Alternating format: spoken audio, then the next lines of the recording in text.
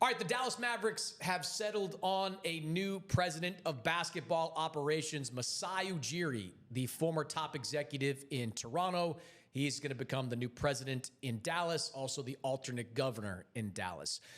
This was a two-man race over the last week or so with Masai Ujiri and Dennis Lindsay, now an executive in Detroit, as the two frontrunners. There was some internal chatter about maybe giving Matt Ricciardi and Michael Finley, the co-general managers, in the aftermath of Nico Harrison getting fired, maybe giving them the opportunity to have a full season. But ultimately, Patrick Dumont, the team governor, settled on Masai Ujiri. And this is the exact kind of executive that Patrick Dumont is looking for. As I've reported during this process, Dumont wanted to go big game hunting with this hire. He wanted someone with a resume. He wanted someone with a name. Some of the guys he prioritized early: Sam Presti in Oklahoma City, Brad Stevens in Boston, Bob Myers, who spent years running the Golden State Warriors. These are big names, big salaries, big resumes.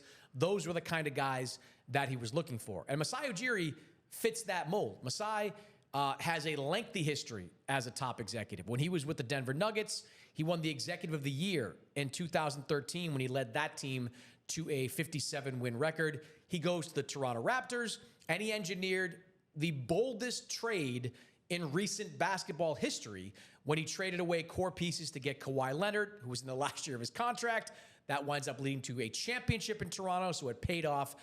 Masai obviously has the credentials that fits what Patrick Dumont is looking for. And look, this has been a chaotic year in Dallas, chaotic, let's say 15 months since the Mavericks traded Luka Doncic, but Masai is not inheriting a bad situation. Cooper Flagg, the rookie of the year, bona fide franchise player.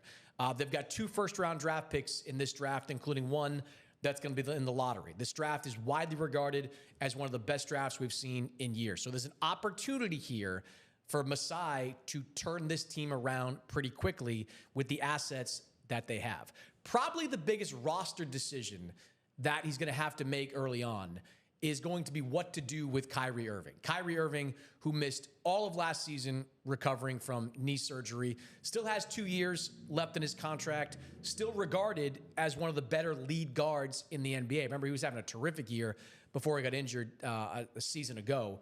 The previous administration in Dallas, they believed that Kyrie Irving sticking around was a good thing. He was not one of the guys that they were talking about trading before the deadline or any point during last season, because they wanted Kyrie playing opposite Cooper Flagg. They believed that Kyrie's talents would complement Cooper Flagg.